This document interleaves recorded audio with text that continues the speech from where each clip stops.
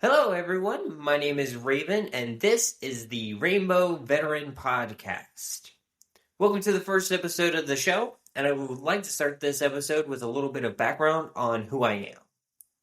So, as I said, my name is Raven. For those of you who don't know me from my social media pages, welcome. I am a transgender woman. I use she, her pronouns, and I served in the United States Navy from 2013 to 2014, where I was medically separated.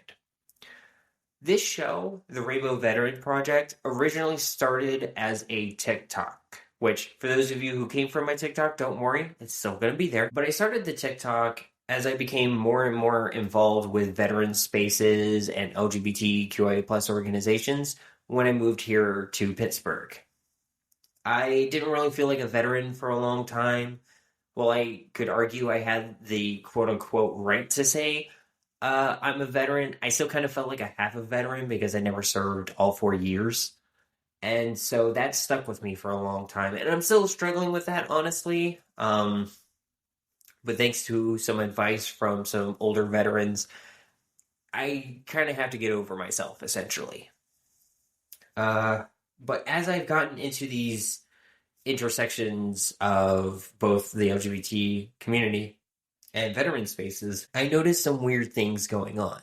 And that's kind of why I started the TikTok and then eventually my Instagram Reels and YouTube Shorts. It's weird to be a veteran who is queer, and it's weirder to be a veteran who is trans. There's a lot of veterans who are super conservative, who don't really like that I exist. They're very staunchly anti-LGBT. And some of them are super progressive and are very welcoming. And there's certain organizations like the American Legion who advocate for LGBT veterans, and the VA, which has been doing really well, especially here in the Pittsburgh area. I will admit, if you're a veteran or if you're LGBT, Pittsburgh's a great place to live. I'm just going to say that. But I will be continuing my work on TikTok and all the other work I do outside my social media presence. But I thought this podcast would be a great format for me to talk in a longer style. TikTok, Instagram Reels, YouTube Shorts, they're great for 1 minute, 2 minute conversations, just quick info where you need to get stuff out there. But they're not really great for talking about things that are super nuanced or things that have a lot of information behind them. Thus, the Rainbow Veteran Podcast was born. So, welcome to my show. This is going to be a solo show where I hopefully will be able to bring guests down the road, but this is predominantly just going to be a show where I'm going to be talking as a solo host. And so I'm just going to jump right into the first topic, which is today's topic, Donald Trump. And his cabinet picks. This is going to be a big one. It's got a lot of history and nuance behind it, so this is going to be a big episode. So I wanted to talk about President-elect Donald Trump and his cabinet picks, because there's a lot of stuff that both Trump and his picks have said that are affecting both veterans and the LGBTQI plus community, and honestly, a lot of other communities as well, and it's not good. It's really not good. I'm going to be talking about what happened under Trump's previous administration, the Trump-Pence administration, and then I'm going to go break down into his cabinet picks. Now, I do want to say, ahead of, while I'm recording this, it is currently November 23rd as I'm recording. I have no idea when this is going to be uploaded. And even while I was writing, there were changes to the cabinet picks. So I just want to timestamp this episode specifically, because everything I am saying right now is in the guise of what I know at this exact moment. I already know some cabinet pick nominations have dropped out of their nominations, specifically Matt Gaetz and Linda McMahon. And so I haven't really done a lot of their replacements yet. So without further ado, I'm just going to jump into Trump's previous administration. Now, a lot of people inside the LGBT community that are conservative and just conservatives in general have been saying that Trump's been pro-LGBT since his first campaign. And if you're still saying that, But if you're saying that during the 2020 election, or not the 2020, the 2016 election, I can get that. If you're saying that during the 2016 campaign, I totally can see how you would think that. If you didn't know who Trump was and you just knew him from The Apprentice and Home Alone 2, and you just knew Trump as big rich guy, right?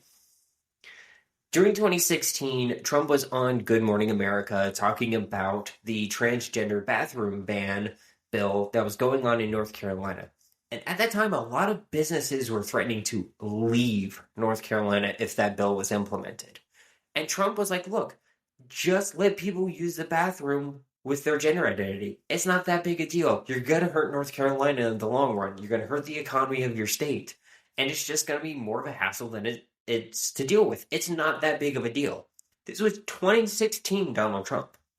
And it's weird to see him to the man he is today. Now, that being said, as time went on, he picked his vice president pick, which was Mike Pence, which was a big red flag for a lot of people in the LGBT community.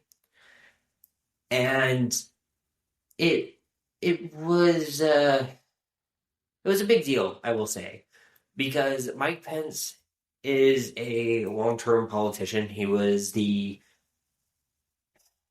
senator out of Iowa, it's either Iowa or Illinois. I don't have it in my show notes at the moment, so I do apologize for that. But he was a senator. He was a long-term politician, and during his years in politics, he was very staunchly anti-LGBT. He used his faith as reasoning for that, which I don't agree with. But he's been very staunchly anti-LGBT. And that's when a lot of people are like, oh, Trump's not good. There's still a lot of conservative LGBT people, unfortunately, that are still pro-Trump. And it's something that I don't fully understand. But we're going to talk about why I don't understand it and my reasonings of why being LGBT for Trump is not a good thing. And why being a veteran for Trump is not a good thing. Trump's just not a good thing in general. Let me just say that point blank. Trump's not a good thing. So I'm going to talk about his first administration. Now, a lot of the notes I have, they come from HRC, different bills that were passed under the administration, different parts of his cabinet that pushed things to happen. And a lot of these are very anti-LGBT stuff, so I will say content warning right here and now. Not a lot of it was very anti-veteran, but a lot of that came later, I feel like, after his administration, and a lot of stuff that is being proposed by the current cabinet picks. So, just 2 hours after Trump was sworn in as president, the White House's official government page was wiped clean of any mention of LGBTQIA plus people or the issues our community faced. The Secretary of State Department, removed from the website Secretary of State John Kerry's apology for the infamous Lavender Scare witch hunt in the 1950s and 60s. And other LGBTQ plus content like information of Pride Month observations, State Department Special Envoy for Human Rights of LGBT persons. Then Trump nominated Judge Neil Gorsuch to the Supreme Court to fill the vacancy left after Justice Scalia had passed. Now, Gorsuch has been very anti-equality. His record includes opposition of crucial media treatment for transgender people to supporting corporations to discriminate against transgender people solely based on the fact that they're transgender. Under the direction of Attorney General Jeff Sessions and Education Secretary Betsy DeVos, the U.S. Department of Justice and Education revoked the Obama administration's guidance detailing schools' obligations to transgender students under Title IX of the Education Amendments of 1972. Now, a lot of people don't realize that this guidance argued that gender discrimination based on your gender, sexual orientation, or gender identity was on the basis of sex, which is a protected class under Title IX. The whole reason for that argument was because to discriminate against someone's gender or gender identity or relationship was on the basis of discriminating against their sex. The Supreme Court, under the guidance of the new changes to Title IX, sent Gavin Grimm's case back to the Fourth Circuit Court of Appeals. This resulted in transgender students having to wait for a decision from the nation's highest court to affirm their basic rights for at least another year.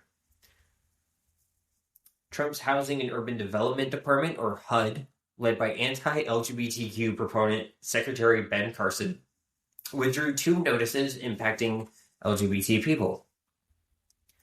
The first notice withdrew a requirement for emergency shelters that received HUD fundings to post information about LGBTQI plus people's rights to access shelters safely and in accordance with their gender identity. And this basically means if you're trans and you're homeless, you're allowed into the spaces of other homeless women. You're allowed into the spaces of other homeless men if you're a trans man. And that's all it was. And the second withdrew critical data collection and implementation of guidelines for homeless prevention measures and training for LGBTQI plus youth, who a lot of them were outed without their permission to their parents and got kicked out, and they had no homes. So not only is this affecting, adults who are queer, it's affecting kids and kids who have no homes. So it was a huge slap in the face to our community. The Trump-Pence administration announced it would restrict data collection regarding sexual orientation and gender identity from the 2020 census. This was another effort from the administration to remove language that served a larger campaign to erase LGBTQI plus people from federal surveys and disrupt programs that provided direct assistance to the LGBTQI plus community. Trump signed an executive order giving Attorney General Sessions discretion to create a license to discriminate in agencies across the federal government against LGBTQI plus Americans and women. This included areas like adoption, gender marker changes, and where people who worked for the government or were in jobs that received federal funding. This would allow those who use religion as a weapon against the LGBT community. It affected people's ability to adopt kids, and it affected people's ability to work for the government.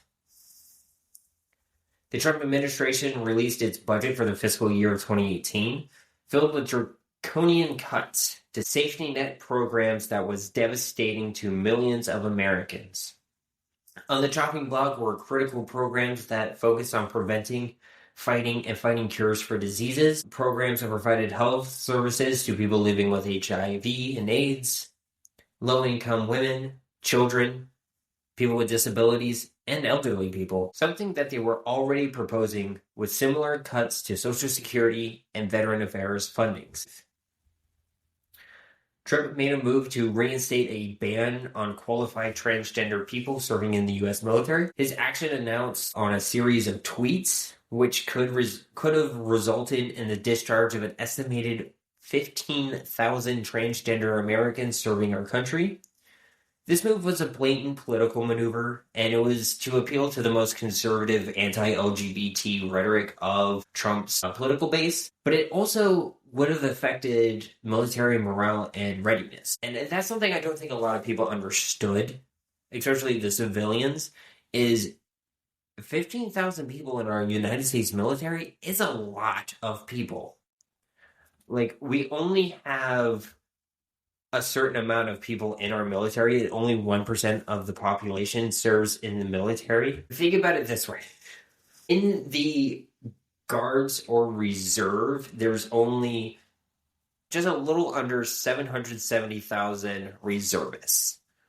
So if they were to discharge 15,000 of it, you're taking like a decent chunk out of the reserves. You're taking a decent chunk out of the military. Well, it's not a huge chunk comparatively to the entire military force that we have in this country. It's still pretty big. Like, that's like a whole base of like one of the bigger bases. Like, That's huge. And that's going to affect a lot of people because now you get a lot of people to have to fill in the gaps. You're going to have to get people to do temporary additional assignments um, to cover this loss of personnel. And while we don't know the exact number that this ban would have affected, the move was blatantly anti-LGBT. Thankfully, it was blocked by 3 or 4 judges and never fully went through. The Trump-Pence administration decided to end the Deferred Action for Childhood Arrivals, or DACA, program that allowed thousands of young people who were brought to the U.S. as minors to stay in the country, to continue their studies, and to make a continuous positive contribution to our nation, some of which ended up serving in our military thanks to that program. They graduated high school and said, you know what? I want to help this country. I want to defend this country. And unfortunately, some of those people got deported during the administration. So yeah, that was real great. And thankfully, some of them have been able to come back. But there's still some of our United States veterans who were deported. Secretary of Education Betsy DeVos officially rescinded critical 2011 Title IX guidances related to the school's obligations to address sexual harassment, including sexual violence for LGBTQIA plus minors and those in colleges, which face a disproportionate level of sexual assault and violence. The decision sent strong signals to the Department of Education will not use its full power to protect our community from harm. Trump-Pence administration launched the Divisions of Conscience and Religious Freedom at the Health and Human Services Department of the administration, which enabled discrimination against LGBTQI plus people, women, and others. The creation of an unnecessary new division promoted a license to discriminate and divert needed enforcement resources and encouraged discrimination to LGBTQI plus people.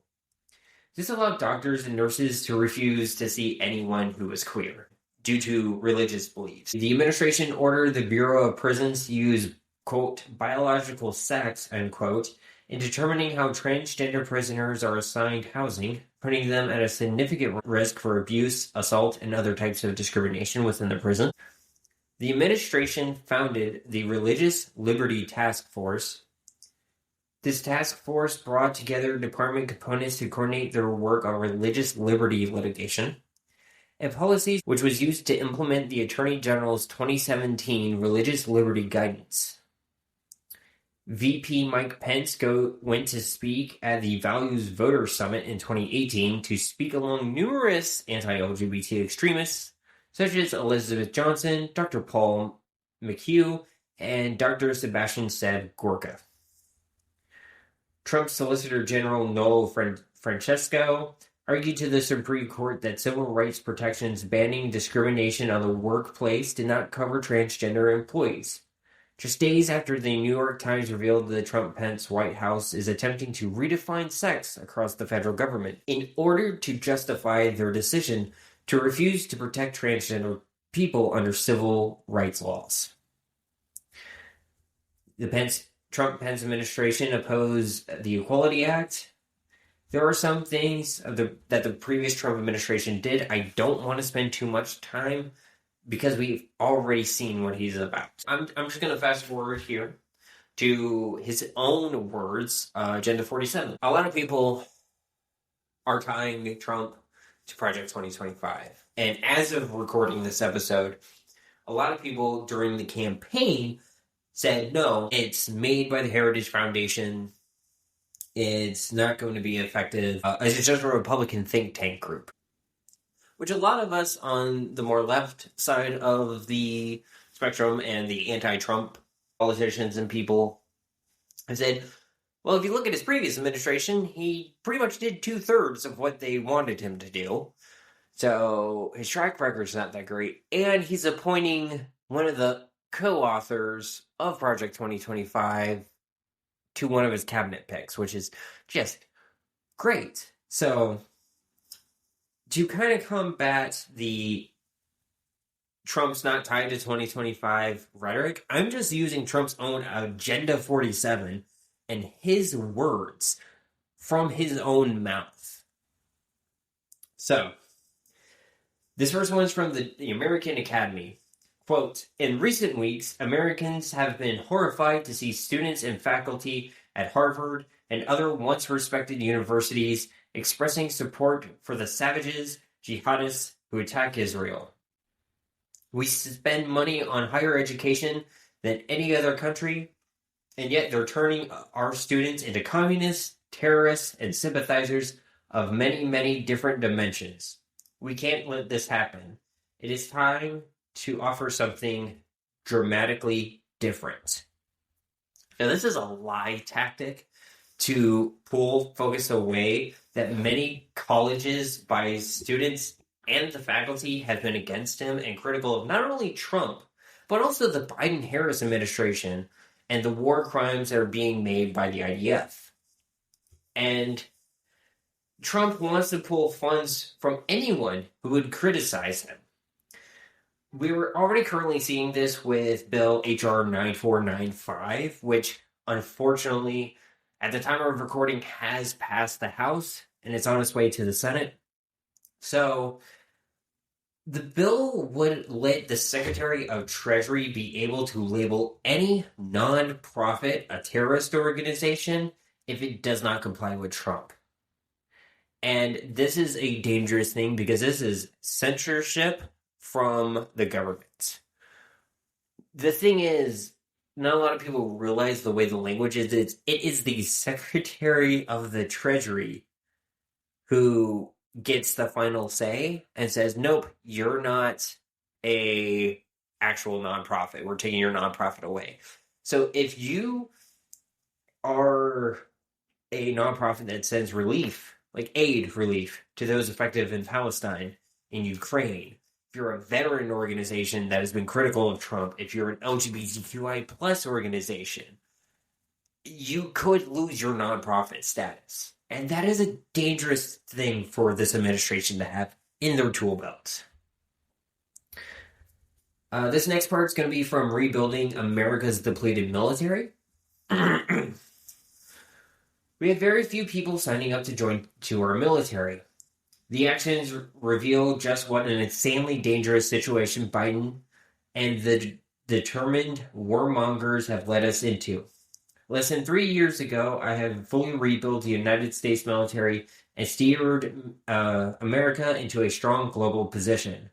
The peace was breaking out all over the world. We had peace through strength. Now, I will say, keep in mind, the whole recordings for Trump's Agenda 47 happened exactly a year ago in, I want to say, early to mid-November 2023.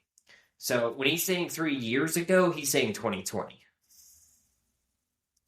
Now, he stated this, that the military was a great strength, but he tried to enact a policy that would have gotten roughly around 15,000 military personnel.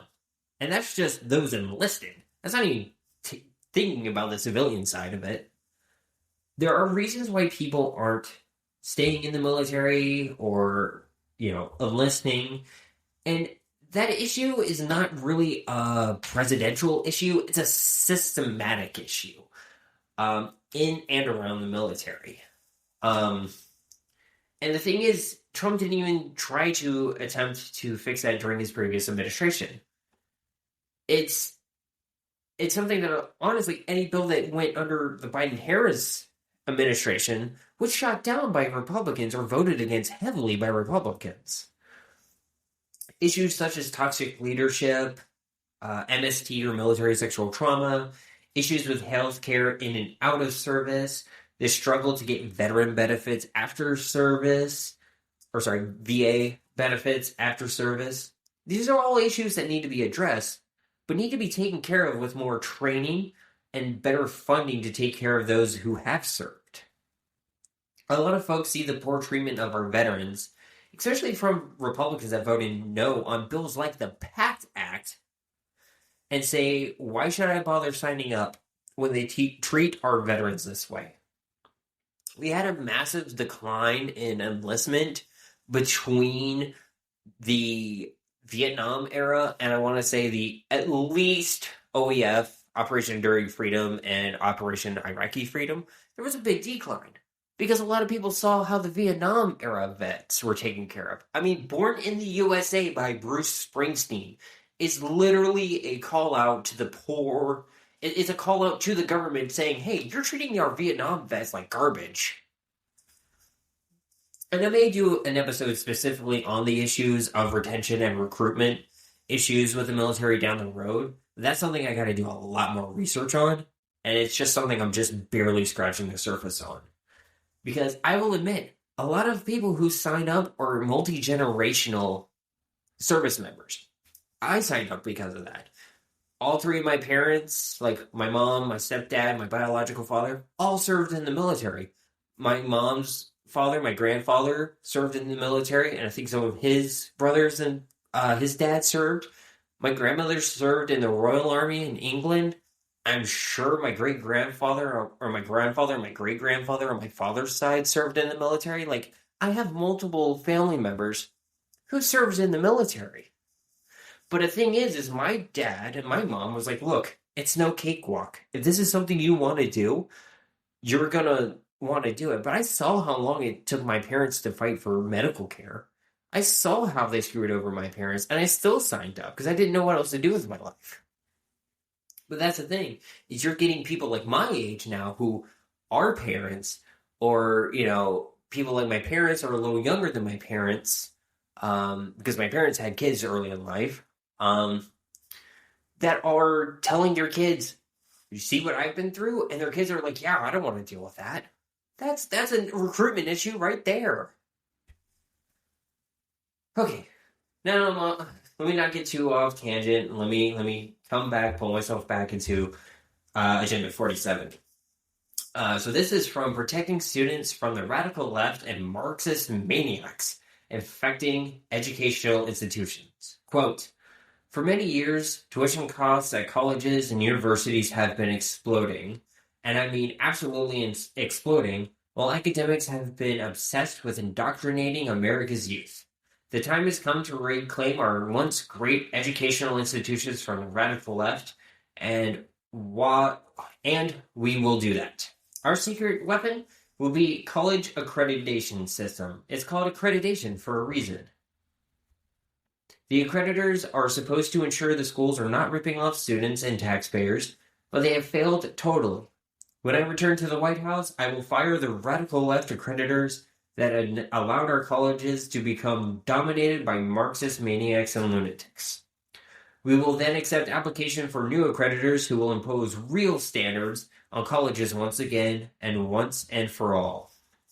These standards will include defending the American tradition and Western civilization, protecting freedom of speech, eliminating wasteful administrative positions that drive costs up incredibly, removing all Marxist diversity, equality, and inclusion, bureaucrats, offering options for accelerated and low-cost degrees, provide meaningful job placement and career services, implementing college entrance and exit exams to prove that students are actually learning and getting their money's worth. That means any college and university that criticizes the extreme politics coming out of the right, that want to protect LGBT students, that teach any of the dark history that this country has with racism, and there's a lot, and we shouldn't sugarcoat that shit, will be gutted. They will be gutted by this administration. And that's something to be concerned about, right? Because a lot of people were like, oh, they're teaching our kids critical race theory in like K through 12. They're not. That's a college course. And an advanced college course at that. The thing that schools are doing were like, when I went to school, I saw the true history. I'm from Virginia. I'm from Newport News, Virginia. We actually had a class field trip to Jamestown because it was like 10, 20 minutes away. We learned the actual history of what happened in Jamestown. It was screwed up. We visited old plantations. We saw the history of what happened with slaves. It's really fucking screwed up. But kids need to know our screwed up history so we don't repeat it. And that's the thing this administration wants to get rid of, is teaching our kids and then young adults the history. of all the screwed up things our country did. And history, unfortunately, might repeat itself. Okay, so now I want to shift the focus off of Trump, and I want to focus on his cabinet picks. And like I said, at the time of recording, there's a lot of these cabinet picks that are going to be a little different. There might be some that drop out while I'm editing the episode. I haven't seen any notifications that any dropped out today, so fingers crossed, knock on wood, hopefully nothing will change going here, because I am deeply disappointed that I don't get to dunk on Matt Gaetz. I really am deeply disappointed about that, because I fucking hate Matt Gaetz. Okay, so just because time constraint wise, I'm not going to go over the complete cabinet picks for the second Trump administration, but I'm going to go on the bigger players, the ones that are more well known, the ones that people know are on Trump's cabinet and are going, oh God, why are they there? They are grossly underqualified. And I'm just going to talk about them and the issues that could come from them and what it means for veterans, the LGBT community, people with disabilities, and more. So I'm going to start with the White House Chief of Staff, Susie Wiles. Okay, so first, she is the first of many grossly underqualified picks that the Trump administration is making.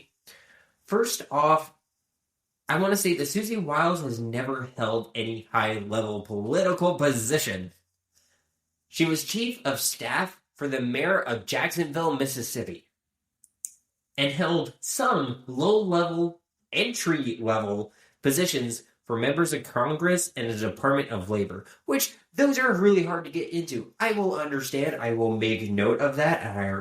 And I respect that she's put in work, but most of her work is campaign management. She was the campaign manager for Ron DeSantis and Donald Trump. And this is the thing that I would say, like, why she's underqualified is because when she was a chief of staff, it was at such a low level. This is like saying, oh yeah, I was an assistant manager at McDonald's, and now I get to work as the COO for Yum Incorporated, which owns like Taco Bell and Pizza Hut and all those companies. Like it's like I don't think people really grasp how much of a leap that is. Like you are assistant managers, you can lead a team of like 20 people to running a team of a few thousand people. That is a huge leap. And not a lot of people, that's not a good leap either. And it's just baffling. And there's more, there's worse, there's more. So the Secretary of State, Marco Rubio, I honestly would think is probably the most qualified for the position he's in. So I'm going to talk more about his views, because Susie Wiles was very staunchly anti-LGBT, is the one that helped Ron DeSantis get into his position, then backstabbed Ron DeSantis and go work for Trump and let Trump beat DeSantis for the Republican nomination. But Marco Rubio is a well-seasoned politician. He has worked against and for multiple foreign policies across multiple administrations, and I don't agree with a lot of his views. So what are they? Well, he's very anti-LGBT. No big surprise that any of the people in the administration right now are very anti-LGBT. He opposed same-gender marriages or same-sex marriages. He's staunchly pro-life. He opposed the Obama administration's increase of relations from Cuba, even though his parents are from Cuba. He opposed the Iran nuclear deal, which limited the nuclear program of Iran, in exchange for sanctions being lifted. Instead, he pushed for more sanctions to be placed on Iran. He opposed Syrian refugees from getting any sort of help during the Syrian war. And while we have a lot of political differences in our views, I am very, very wary of the hate that this man has. But I can't say he's unqualified. But it's very baffling, Because Marco Rubio is a prime example of a group of men specifically, but he's very, I would say he's kind of a good representation of the racism that's going on in Cuba and a lot of, I don't even say just Cuban, the Caribbean, and it's not just Cuba, it's in a lot of areas in South America and the Caribbean. But Marco Rubio is very white passing. And in Cuba itself, there are a lot of people who are Afro Caribbean, people who are from African descent that was brought over to the sugar plantations in the Caribbean. And there's a lot of racism towards the Afro Caribbean people, or in this case specifically Afro Cuban, in Cuba.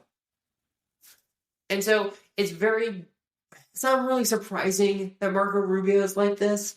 But, like, it's kind of baffling that he's willing to put more sanctions on a place where his family has come from. Because, like, yes, I get Cuba has been under a dictator.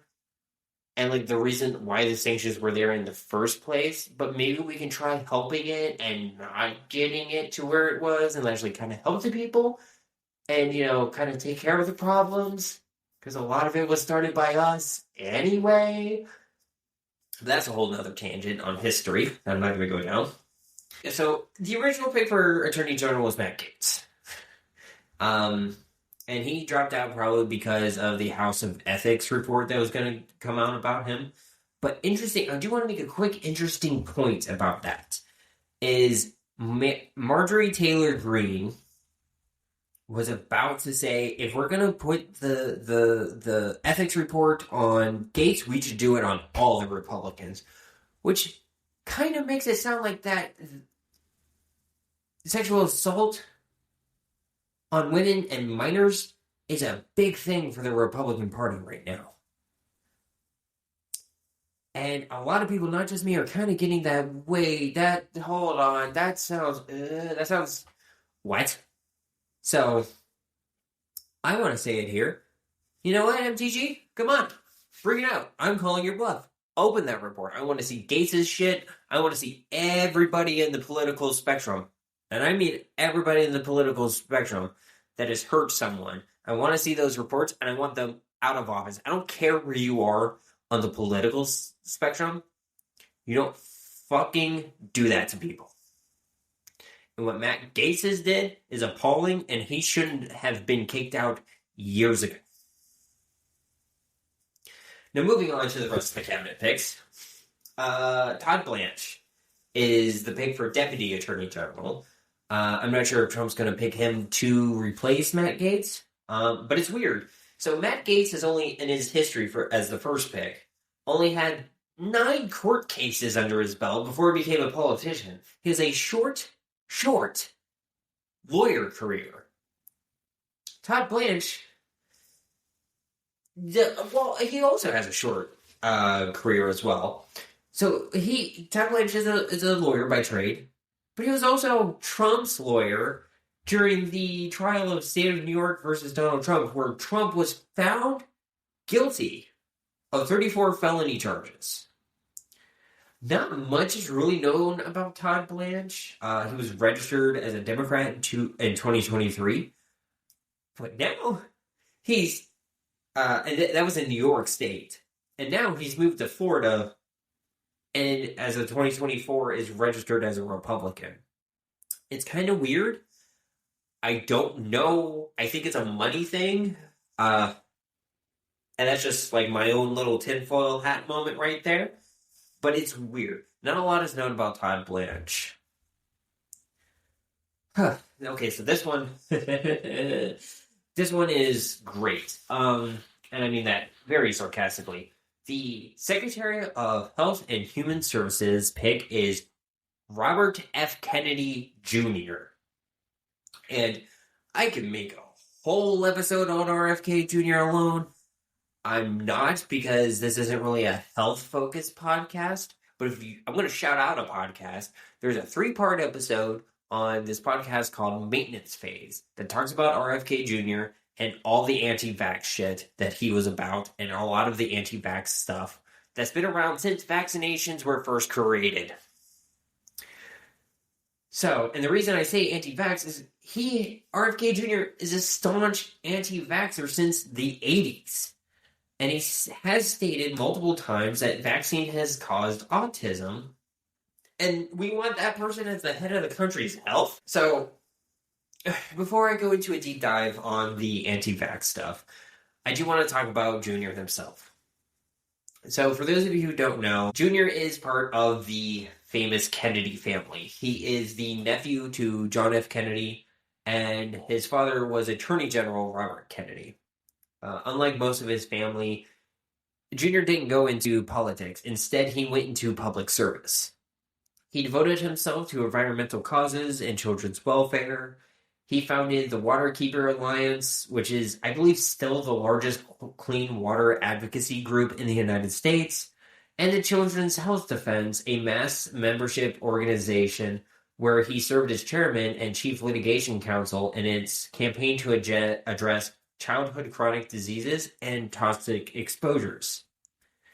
Now that all sounds great, and it is. I'm not going to deny that work he did was amazing. And amazing work can come out of shitty people. Just look at J.K. Rowling and the Lumos Project, but she is still a terrible person when it comes to other stuff. But the Lumos Project did a lot of good. And I'm not going to deny that did good, and I'm not going to deny that RFK Jr.'s advocacy groups did a lot of good. They did. I'm not going to say no to it. But this all started with the anti-vax stuff when his son developed a peanut allergy. So I also don't know which son it is. He only addressed in all the interviews I could find of him talking about it, he only addresses it as his son. And he has multiple sons with 2 wives. And a lot of his children's names are kind of private, because I believe RFK kept most of his family private. But Kennedy wrote... This is where it gets interesting, is because he wrote the foreword to the second edition, I believe, to the peanut allergy epidemic, in which he and the authors falsely linked food allergies in children to certain vaccines that were approved by the FDA beginning in 1989. This book was written in 1989. But because of this book, RFK Jr. believed the myths that had been debunked that same year the book was published. And so this is sadly the start of Junior's descent into the anti-vaxxer world. And unfortunately, it kept getting worse. A lot of anti-vaxxers, every time they get debunked, kept moving the goalpost, with more and more claims getting debunked. First it was allergies. Then it was learning issues like ADHD. Then it was autism. And now recently they moved it back from ADHD. They say, oh no, it doesn't cause autism, but it's learning disabilities like ADHD, and it affects people that way. And it's just mind-boggling. Their constant movement of, like, the goalposts. Now, RFK Jr. has many more issues with anti-vax statements, like the big one a lot of anti-vaxxers have used was synthetic mercury. Now, this is specifically this quick science side of the podcast, I guess.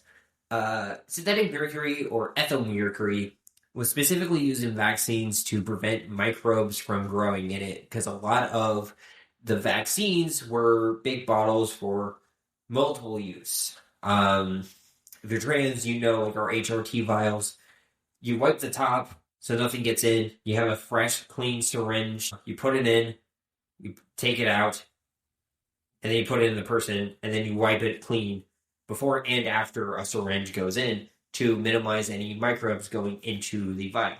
And for the longest time, the military does this. I believe they still do, but I know in basic, they were single vials. I can't remember what they were after, but I believe because I've been watching a lot of basic training videos to see what it was like for other branches recently again. I believe the ones for the more current ones that they post online, they're single vial. So you just go, pull, throw everything away. Creates a lot of waste. But the thing is, a lot of people got scared because of the word mercury inside ethyl mercury. And I don't think a lot of people understand that ethyl mercury is not the same thing as the mercury that used to be in thermometers. Because that mercury, the one that's found naturally occurring inside rocks, is highly toxic to people. But ethyl mercury is not. It bypasses outside the body way faster, and the amount that you would need to be hurt by ethyl mercury, which, mind you, is like 0.07 parts per million, roughly, if I recall correctly.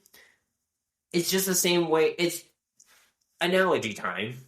The amount of ethyl mercury you would need in your body to hurt you is the same amount of radiation poisoning you can get from bananas. You will die from just the amount of bananas before you get radiation poisoning from bananas. It takes like tons of bananas for you to get radiation poisoning from ingesting them. You will never build up enough radiation from bananas in your lifetime. You would have to eat literal tons. You will die from overeating before you get radiation poisoning from bananas. And it's the same principle with ethyl mercury. But because it has mercury in it, Junior was spreading false information about it and saying it caused health issues and was part of the whole COVID-19 vaccine bullcrap. Now, do I admit the Johnson & Johnson one wasn't perfect? Yes. It had some issues. It had some side effects for people. I'm not going to say it didn't. But at the time, COVID-19 was killing people. But still, the whole RNA 5G tower bullcrap of anti-vaxxers stuff, and RFK was linked to that, and we want him in charge of our country's health? What the crap? And I know I'm going on a tangent, but it's just so... Okay, so before I wrap up, before I go on to the Center for Medicare and Medicaid Service Administrator, I'm gonna tie up RFK with one major thing. If Donald Trump wants to make him a cabinet member, I totally believe he could be in a different position. RFK Jr. has zero medical knowledge, and this is apparent whenever he's on interviews, and the interviewer is keeping his toes to the flame. The interviewer is giving him things that debunk his anti-vax ideology, and he just goes, I don't know about that. You're going to have to ask the scientists. The last thing I will say, oddly enough, is I believe RFK Jr. would admittedly be okay as a cabinet member in a different position.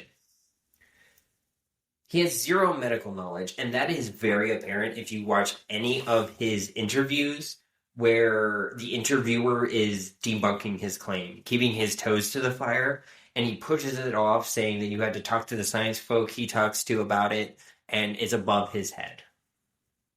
But with his background in environmental and clean water initiatives, and helping kids get better health from toxic exposures, I believe he would be an okay person for the Undersecretary for Economic Growth, Energy, and Environment.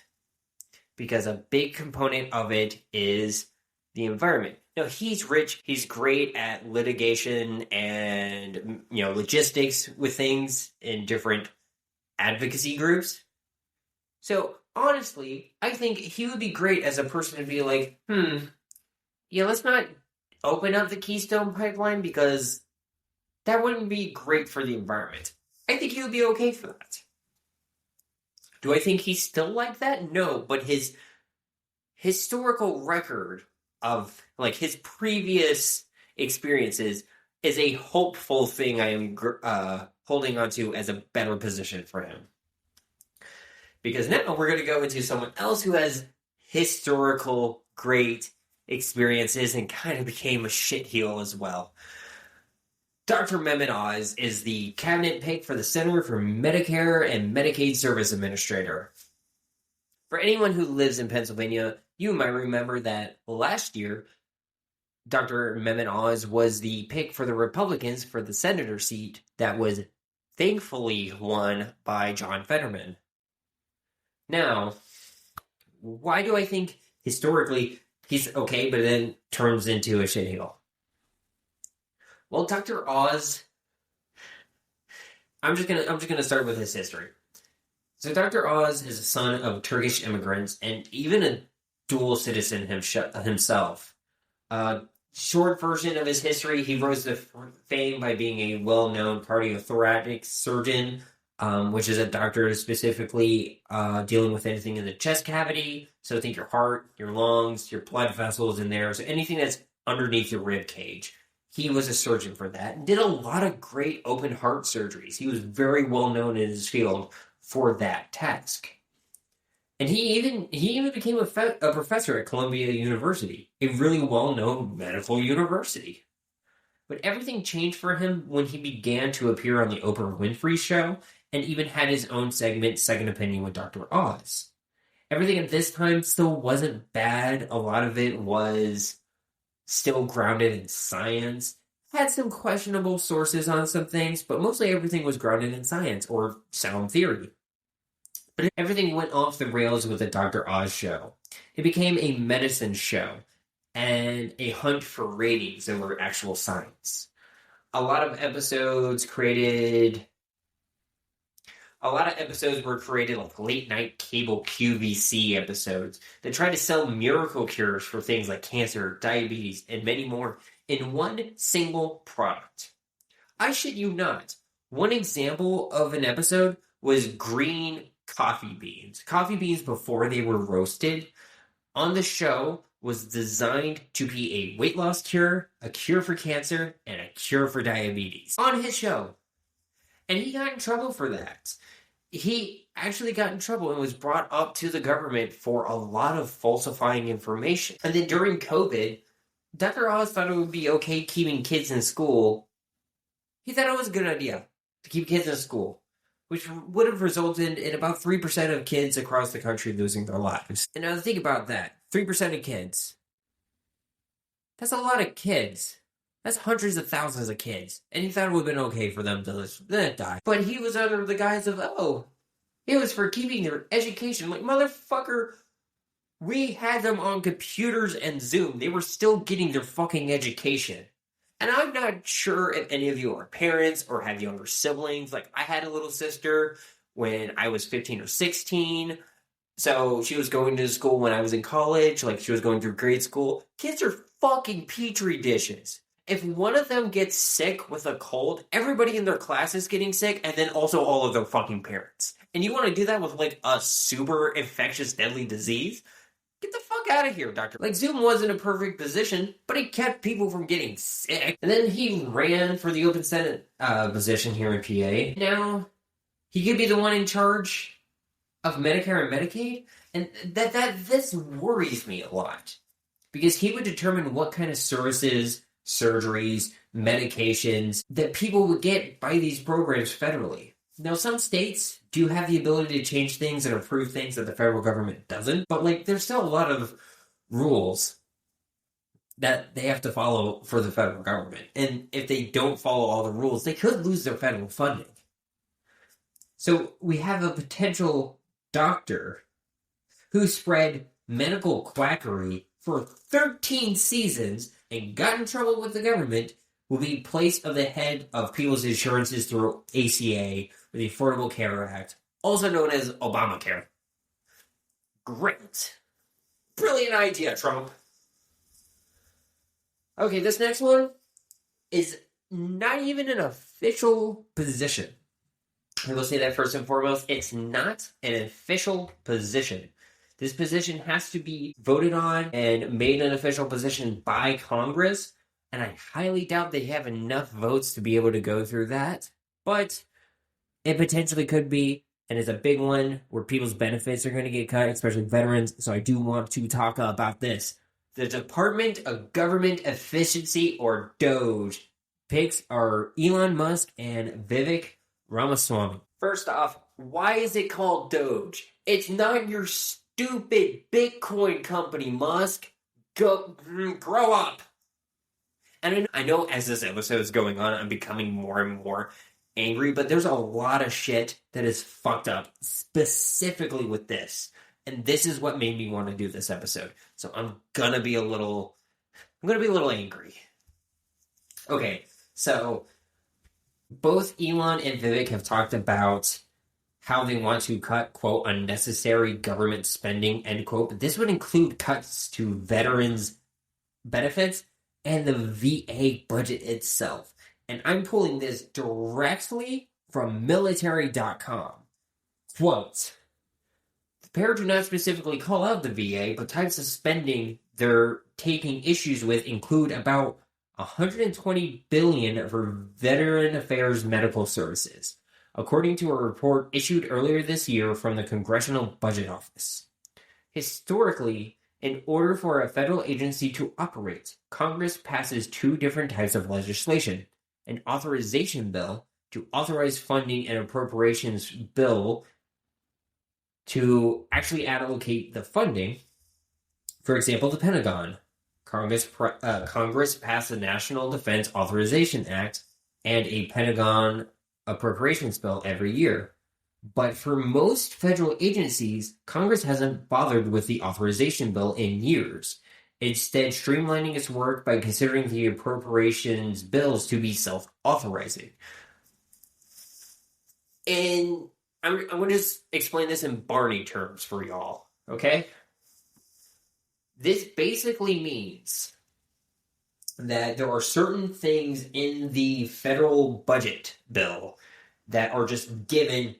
This has funding, we're allocating this amount. If the budget was a little more, we're going to give it a little more money. But this is like signing up for a subscription and just letting the subscription continually go. That's all that means. But that's where the issue is with their proposed budget cuts.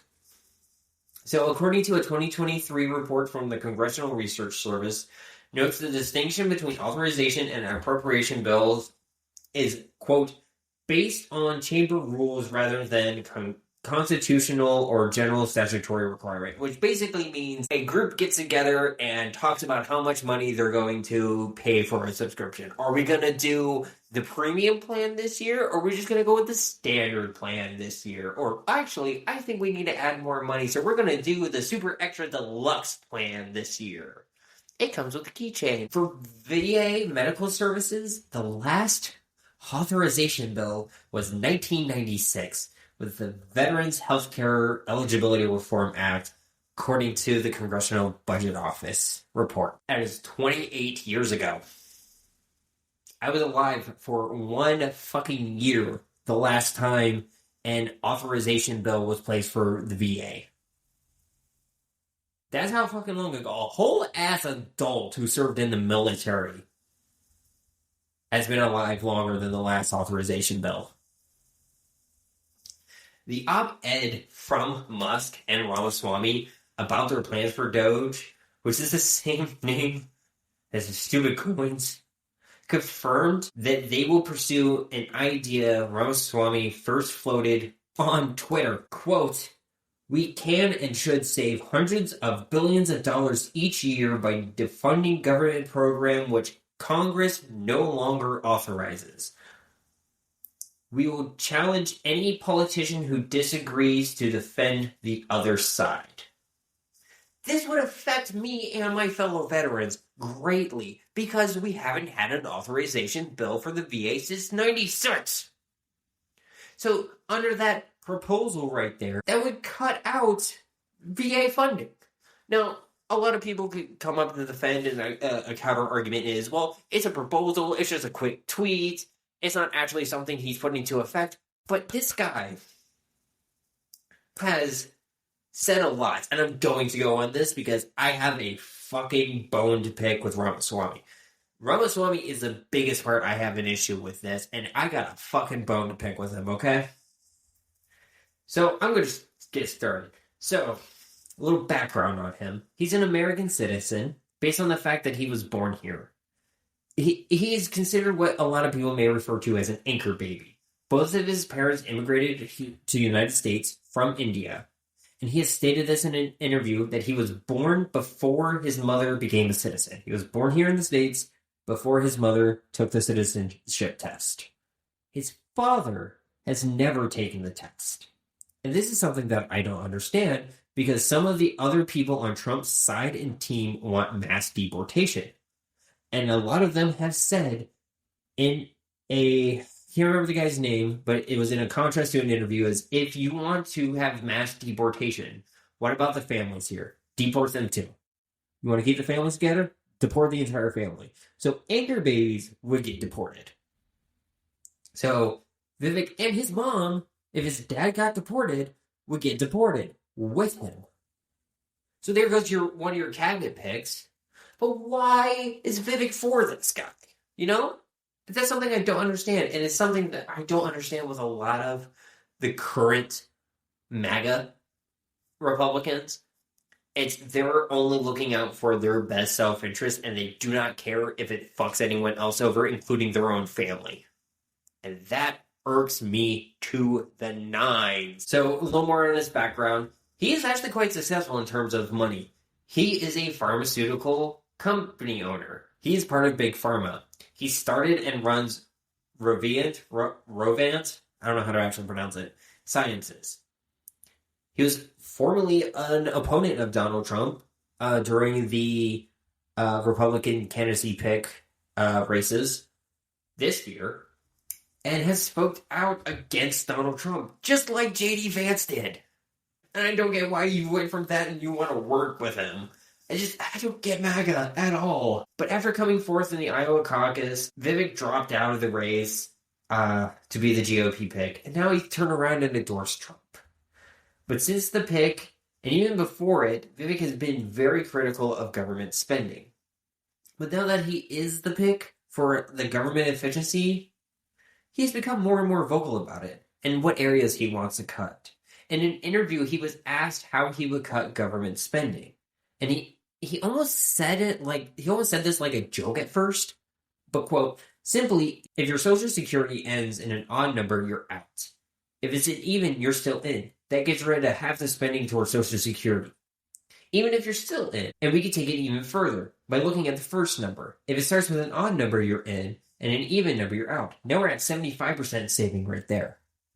That is not what we want to see out of anyone running the government. A lot of people, including those who voted for Trump, depend on programs like SSI and SSDI for their income and the ability to survive. And this guy generally does not care about others and only wants to benefit him and how much money he can get. And of course, I think it's funny that all these Republicans are like, oh, these pharmaceutical companies, and are hyping up a guy part of the pharmaceutical companies.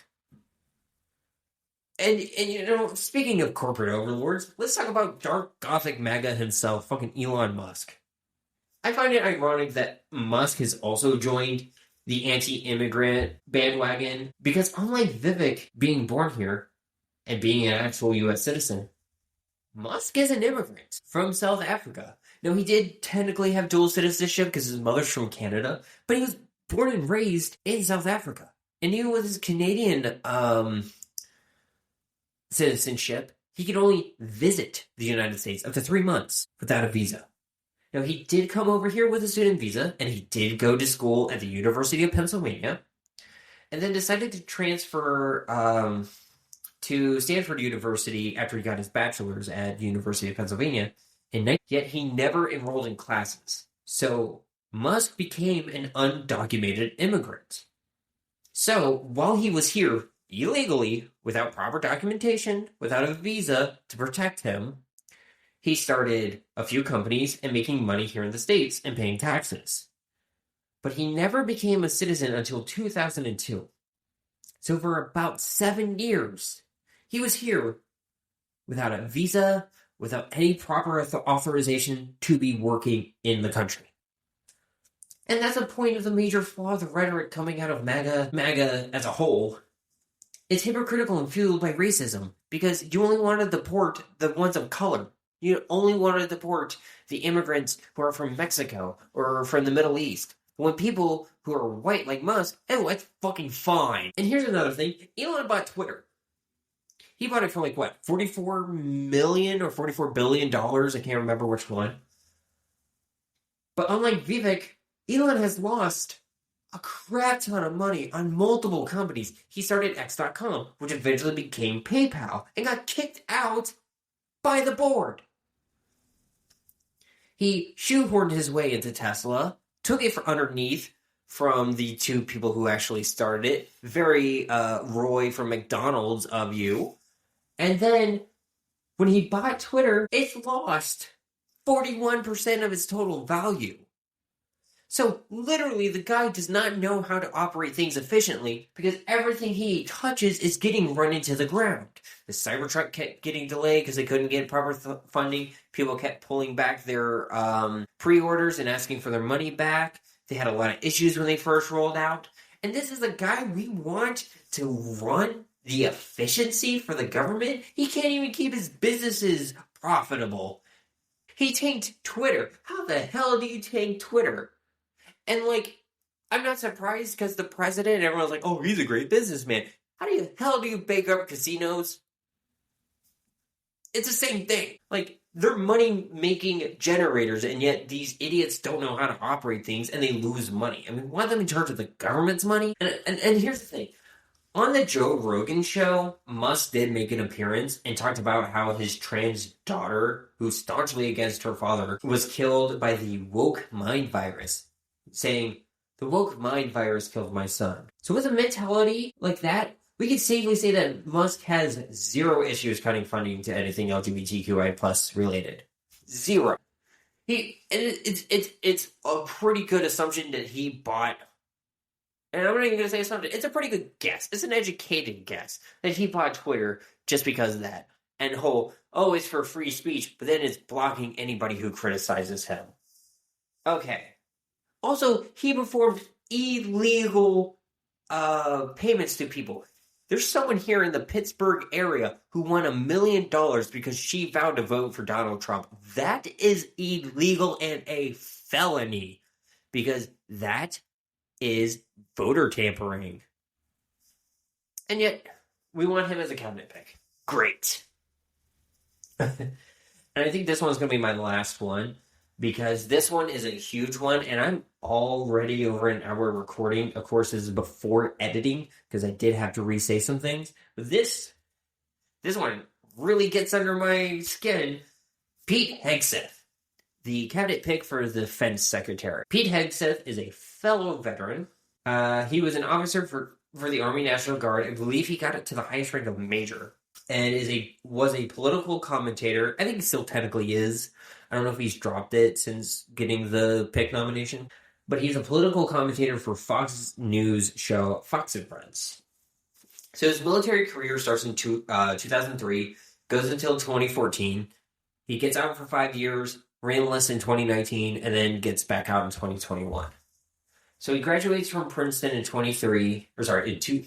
he graduates in Princeton in 2003, and he joins Bear Stearns as an equity captain market analysis. But he was also commissioned as an infantry officer for the Minnesota National Guard. In 2004, his unit was called to Guantanamo Bay Naval Base under the operational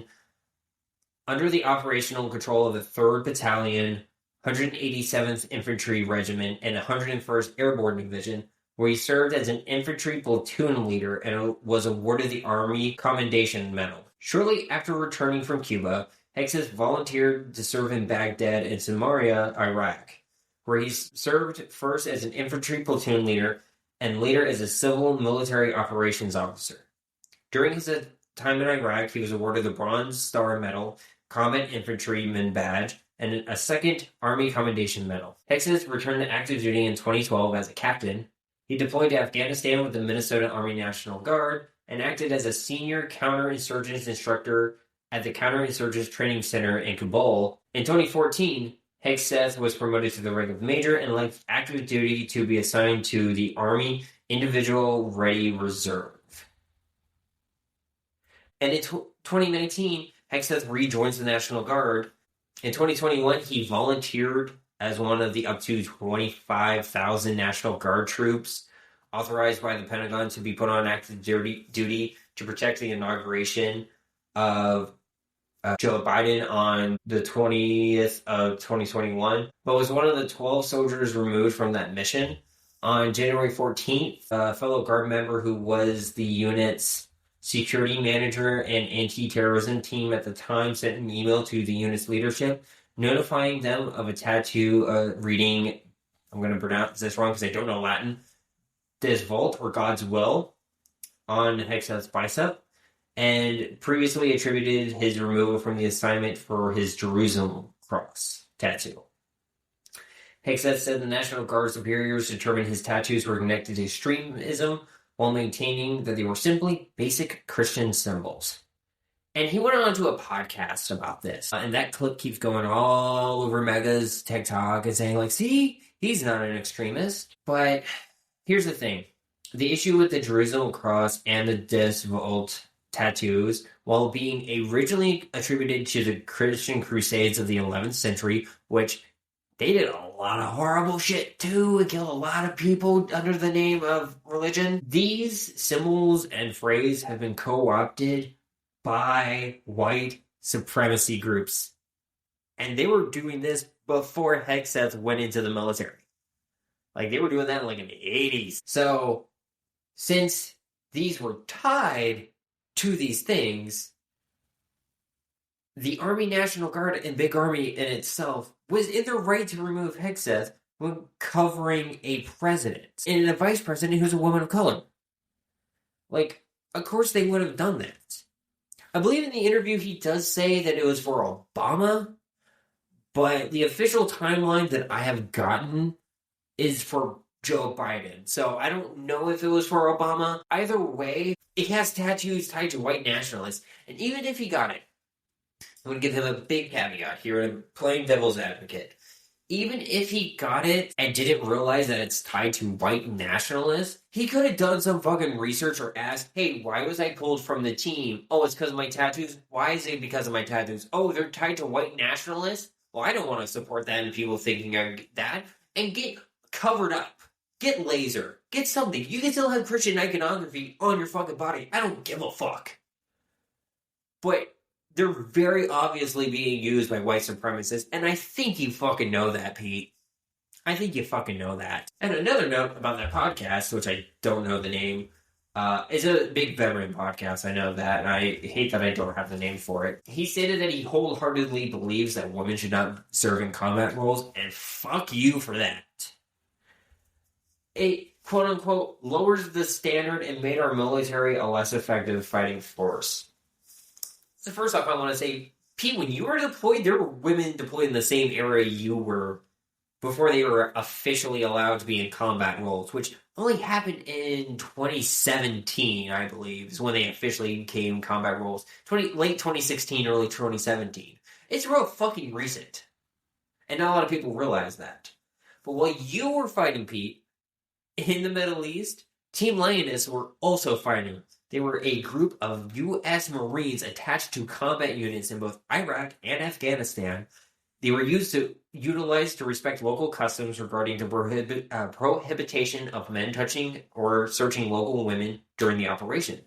And the Team Lioness was considered one of the forerunners for the official female engagement teams, distributed information to local women and families, and gathered intelligence. They were fucking awesome. There's a TV show or movie, I don't know what it is, I keep seeing clips or trailers of it, but there's something being made about them, and they were fucking badass. And that's not even counting fucking medics who end up getting caught in, like, traveling in caravans from one area to another, and getting caught in fighting and having to fight along with the soldiers. Not a combat role, but still fucking fighting terrorists. And as of August of this year, 143 women have graduated from the U.S. Army Ranger course, also known as Ranger School. The first one graduating in 2015, and there are some who have become Green Berets. I'm Navy, and we will usually say hoo-yah, which I'm going to say fucking hoo-yah to that, but I'm also going to pay our honor to the Army, so ooh-ah, alright? Fuck you, Pete. Or even more recent history. I think it's 2 weeks ago or last week, somewhere around there. A week and a half as of recording. Let's just say to be safe. Air Force Captain Leslie Hester is the first woman to earn the Silver Star. So fucking hoo-yah, Captain Hester, which I don't know what Air Force fucking says for theirs. Is it I landed? I think it's I landed. That was always my joke. And she did that from attacking Iranian drones and missiles with her plane. She earned a Silver Star, a combat medal for what she did. Fuck you saying that women shouldn't fucking be in the military and combat roles. Fuck you, Pete. And many women have served and fought for the... let's look at it in a historical sense real quick. Many women have fought for the U.S. military. You want to think about the Civil War?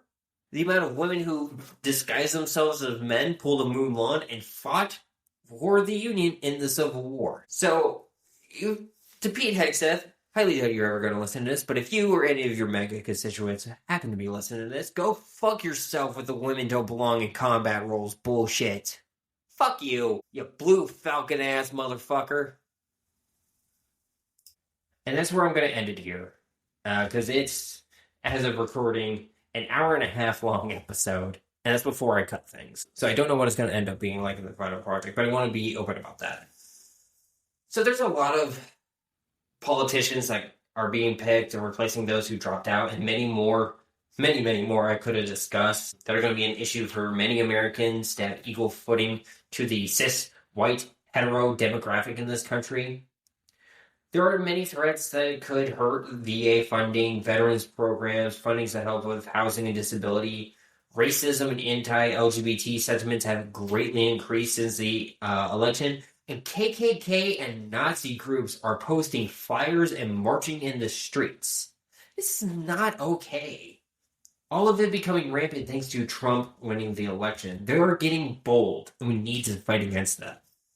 I want to say before I sign off on this first episode that I will not be making this podcast focus on Trump, but there will be a lot of things that I will criticize with this administration, and hopefully I will stay long enough to stay on the air to criticize other administrations for things that affect veterans and the LGBT community. Until the next episode, everybody, stay safe, stay hydrated, stay vigilant.